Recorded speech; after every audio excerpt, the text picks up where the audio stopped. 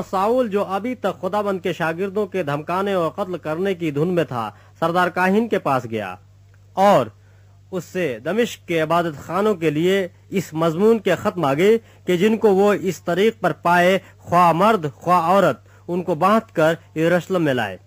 जब वो सफर करते करते दमिश्क के नजदीक पहुंचा तो ऐसा हुआ कि एकाएक आसमान से एक नूर उसके गिरदा गिर्द आ चमका और वो जमीन पर गिर पड़ा और यह आवाज सुने कि ऐ साउल, तू मुझे क्यों सताता है?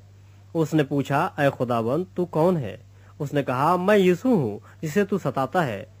मगर उठ, शहर में जा और जो तुझे करना चाहिए वो तुझसे कहा जाएगा।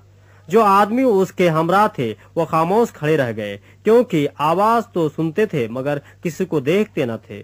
और साउल जमीन पर से उठा, लेकिन जब आंखें खोली तो उसको कुछ न दिखाई दिया और लोग उसका हाथ पकड़कर दमिश्क में ले गए और वो 3 दिन तक न देख सका और न उसने खाया न पिया। दमिश्क में हनन्याह नाम एक शागिर्द था। उससे खुदाबंद ने रवैया में कहा कि ऐ हनन्याह। उसने कहा, ऐ खुदाबंद, मैं हाजिर हूँ। खुदाबंद ने उससे कहा, उठ, उस कूचे में जा जो सीधा कहलाता है और यहूदा के घर में साउल नाम तरसी पूछ ले, क्योंकि देख वो दुआ कर रहा है। और उसने हनन्याह नाम एक आदमी को अंदर आते और अपने ऊपर हाथ रखते देखा है, ताकि फिर बीना हो। हनन्याह ने जवाब दिया कि ऐ खुदाबंद, मैंने बहुत लोगों से इस शख्स का जिक्र सुना है कि इसने यरूशलेम में तेरे मुकद्दसों के साथ कैसी कैसी बुराइयां की हैं, और यहाँ इसको सरदार काहिनों की तरफ से अख्तियार मिला है कि जो लोग तेरा नाम लेते हैं उन सबको बांध ले। मगर खुदाबंद ने उससे कहा कि तू जा, क्योंकि ये कौमों, बादशाहों और बनी इसराइल पर मेरा नाम जाहिर करने का मेरा चुना हुआ वसीला है। मैं उसे जता दूंगा कि उसे मेरा नाम के खातिर किस कदर दुख उठाना पड़ेगा। बस हनन्याह जाकर उस घर में दाखिल हुआ और अपने हाथ उस पर रख कर कहा, ऐ भाई साउल, खुदाबंद यानी यीशु जो तुझ पर उस राह में जिससे तू आया जाहिर हुआ था, उसी ने मुझे भेजा है कि तू बीनाई पाए और रूहुल कुद्स से भर जाए। और फौरन उसकी आंखों से छिलके से गिरे और वो बीना हो गया और उठकर बपतिस्मा लिया। फिर कुछ खाकर ताकत पाई और वो कई दिन उन शागिर्दों के साथ रहा जो दमिश्क में थे, और फौरन इबादत खानों में यीशु की मुनादी करने लगा कि वो खुदा का बेटा है। और सब सुनने वाले हैरान होकर कहने लगे, क्या ये वो शख्स नहीं है जो यरूशलेम में इस नाम के लेने वालों को तबाह करता था?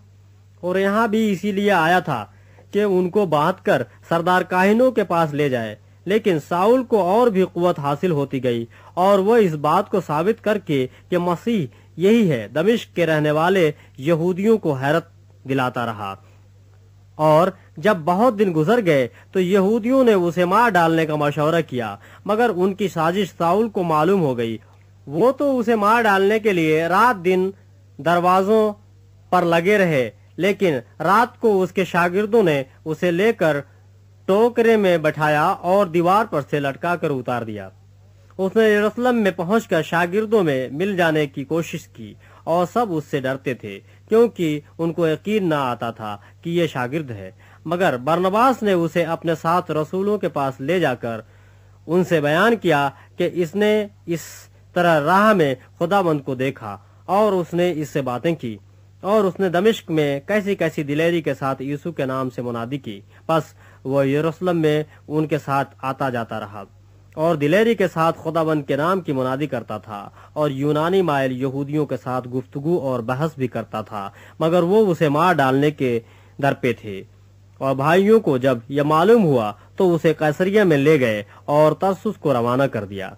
बस तमाम यहूदियों और गलील और सामरिया में कलीसिया को चैन हो गया और उसकी तरक्की होती गई, और वो खुदाबंद के खौफ और रूहुल कुद्स की तसल्ली पर चलती और बढ़ती जाती थी। और ऐसा हुआ कि पतरस हर जगह फिरता हुआ उन मुकद्दसों के पास भी पहुंचा जो लद्दा में रहते थे।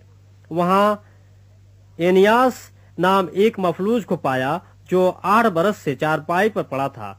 पतरस ने उससे कहा, ऐ एनियास, यीशु मसीह तुझे शफा देता है, उठ, आप अपना बिस्तर बिछा। वह फौरन उठ कर हुआ।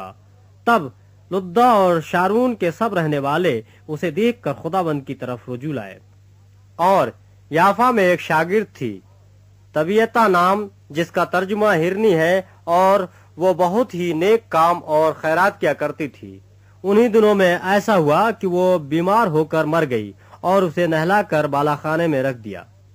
اور چونکہ لدہ یافا کے نزدیک تھا، شاگردوں نے یہ سن کر کہ پطرس وہاں ہے 2 آدمی بھیجے اور اس سے درخواست کی کہ ہمارے پاس آنے میں دیر نہ کر۔ پطرس اٹھ کر ان کے ساتھ ہو لیا۔ جب پہنچا تو اسے بالا خانے میں لے گئے اور سب بیوائیں روتی ہوئی اس کے پاس آ کھڑی ہوئیں، اور جو کرتے اور کپڑے ہرنی نے ان کے ساتھ میں رکھ کر بنائے تھے دکھانے لگی۔ پطرس نے سب کو باہر کر دیا اور گھٹنے ٹیک کر دعا کی، پھر لاش کی طرف متوجہ ہو کر کہا، اے طبیتا اٹھ۔ پس اس نے آنکھیں کھول دیں اور پطرس کو دیکھ کر اٹھ بیٹھی۔ اس نے ہاتھ پکڑ کر اسے اٹھایا اور مقدسوں اور بیواؤں کو بلا کر اسے زندہ ان کے سپرد کیا۔ یہ بات سارے یافا میں مشہور ہو گئی اور بہترے خداوند پہ ایمان لے آئے۔ اور ایسا ہوا کہ وہ بہت دن یافا میں شمون نام دباغ کے یہاں رہا۔